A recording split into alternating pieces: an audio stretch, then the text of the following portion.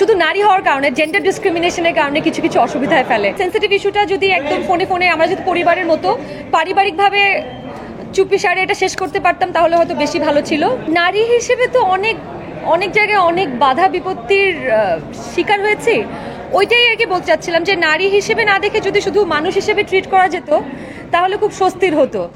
মানে শুধু শুধু এই সমাজ কিছু কিছু জায়গায় আমাদেরকে একদমই শুধু নারী হওয়ার কারণে জেন্ডার ডিসক্রিমিনেশনের কারণে কিছু কিছু অসুবিধায় ফেলে।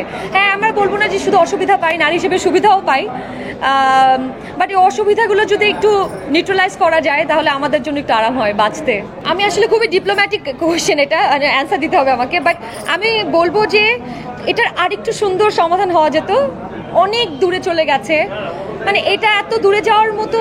হ্যাঁ, একটা সেন্সিটিভ ইস্যু অবশ্যই, মানে ওই সেন্সিটিভ ইস্যুটা যদি একদম ফোনে ফোনে আমরা যদি পরিবারের মতো পারিবারিকভাবে চুপি সারে এটা শেষ করতে পারতাম তাহলে হয়তো বেশি ভালো ছিল, রেদার দেন সোশ্যাল মিডিয়াতে এত যে তোলপাড় একটা। এবং মামুন ভাই আমাদের অনেক সিনিয়র একজন, তার ক্যারিয়ারে এই সময় এসে ক্যারিয়ারে এরকম একটা দাগ লাগায়, এটাও অবশ্যই কাম্য না, এটাও খারাপ লাগে।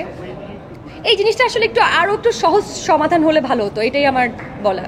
করছি তো কাজ, খুব বলার মানে বড় কিছু বলার মতো এখনো করছি না, গতানুগতিক যেগুলো করছিলাম সেগুলোই করছি, বাট হ্যাঁ বড় কিছু অপেক্ষা করছি। ইমন ভাইয়ের সাথে আমার অনেক কাজ হয়েছে, স্ক্রিন শেয়ার করা হয়েছে। সো সারিকা আপুর সাথেও ফরচুনেটলি আমার স্ক্রিন শেয়ার করা হয়েছে। সো আমি জানি তারা অ্যামেজিং অ্যাক্টর, তো এবং রায়ান রাফি হচ্ছে এটা ডিরেকশন দিয়েছে। সো অফকোর্স দুজনের কেমিস্ট্রি, তারপর রায়ান রাফির লেন্সে বা তার পয়েন্ট অফ ভিউ থেকে দুজনকে আবার নতুন করে দেখা, অফকোর্স আমি খুব এক্সাইটেড এটার জন্য।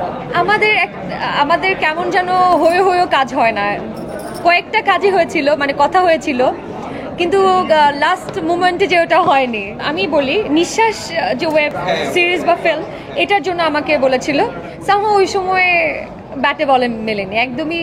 মানে হি ওয়াজ অলসো দেয়ার, একটা ডাক্তারের ক্যারেক্টার ছিল, আমিও ডাক্তার, তো he was looking for me, but somehow মেলেনি। বাট পরে দেখলাম কাজটা খুবই ভালো হচ্ছে, আমার খুব আফসোস হলো যে আমি এটা কেন করলাম না।